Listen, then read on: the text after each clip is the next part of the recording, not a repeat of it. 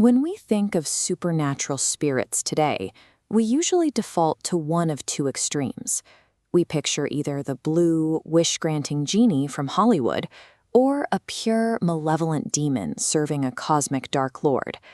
If you look at this flowchart of standard Western theology, supernatural entities are forced into a strict binary.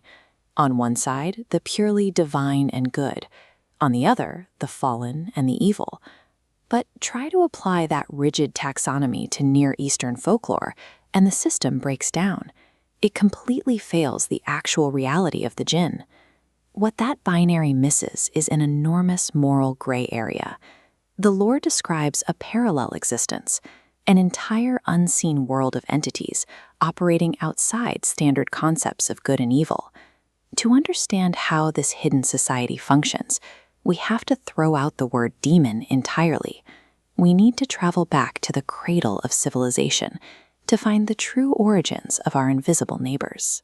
Long before the concept of the Jinn took hold in later folklore, we ancient Sumerians and Babylonians spoke of older, primal entities, spirits like the Utuku and the notorious wind demon, Pazuzu. Pazuzu is a prime example of how the ancients visualized the terrifying unknown.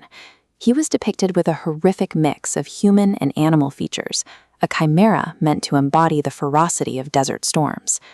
Yet, despite that terrifying appearance, the people of Mesopotamia didn't consider entities like Pazuzu to be theologically evil. They weren't agents of a dark lord trying to corrupt human souls.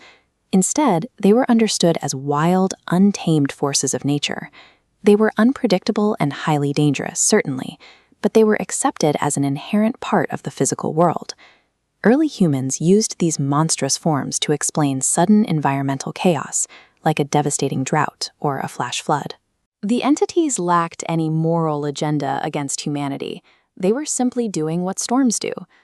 Over thousands of years, those primal nature spirits evolved in the cultural consciousness, eventually transforming into the Jinn of Middle Eastern folklore.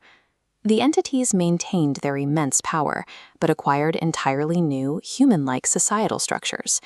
The lore described a society mirroring our own. Jinn eat, sleep, form family units, are ruled by kings, and practice their own distinct religions.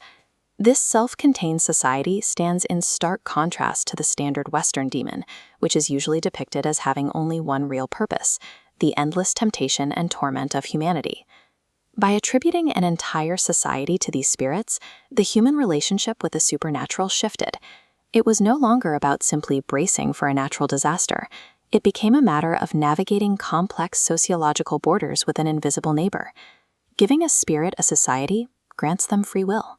Looking at this bell curve, free will creates a vast moral spectrum. While extreme malevolent or devout spirits exist on the ends, the vast majority fall right into this massive moral gray area in the middle. Because they have their own lives and communities, they generally leave humans alone. In folklore, most attacks occur simply because a human unknowingly stepped onto their invisible territory or accidentally caused them harm, prompting a swift act of revenge. When you look closely at these encounters, they lack any cosmic malice. They play out exactly like a highly relatable, interdimensional territorial dispute. We have to stop looking at the Jinn as demons. They are better understood as hidden neighbors, complete with the exact same moral flaws and temper tantrums that we have. And this concept isn't isolated to the Near East. If you look at the hidden people or the fae of European folklore, you find nearly identical descriptions of unseen communities living just out of human sight, adhering to their own bizarre rules. These cross-cultural myths suggest a deep, shared psychological framework. Throughout history, humans across the globe developed this collective idea of a coexisting race that is definitively not human, but nowhere near divine.